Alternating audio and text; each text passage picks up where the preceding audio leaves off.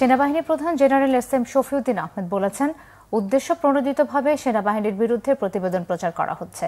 সকালে গাজীপুরের রাজেন্দ্রপুর সেনানিবাসে Bangladesh institute of peace support operation training বিপসটে এশিয়া প্রশান্ত মহাসাগরীয় অঞ্চলে শান্তিরক্ষা অপারেশনের প্রশিক্ষণ সম্পর্কিত আন্তর্জাতিক সংস্থা association of Asia Pacific peace operation training centre APTC এর 12তম বার্ষিক সাধারণ সভা এবং ওয়ার্কশপের উদ্বোধনী অনুষ্ঠান শেষে সাংবাদিকদেরকে তিনি কথা জানান। সম্প্রতি সেনা সদস্যদের নিয়ে যে প্রতিবেদন প্রকাশ করা হয়েছে তা উদ্দেশ্য প্রণোদিত বলে মন্তব্য করেন সেনাপ্রধান। সেনাবাহিনী সঠিক সময়ে প্রতিবেদনটি ভুল প্রমাণ করতে সক্ষম হবে বলেও জেনারেল শফিউদ্দিন আহমেদ জানান।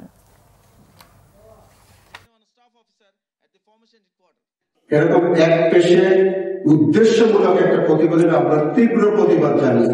সেনা শাসক আপনারা দেখেছেন, আশা করছি ইনশাআল্লাহ আমরা আমাদের দেশপ্রেম, পেশাদারিত্ব এবং সর্বোপরি জাতিসংঘ পরিমণ্ডলে আমাদের যে দায়িত্ব যেভাবে পালন করে এসেছে সেভাবে করে এই সমস্ত ষড়যন্ত্রের সঠিক জবাব দিতে পারবে ইনশাআল্লাহ।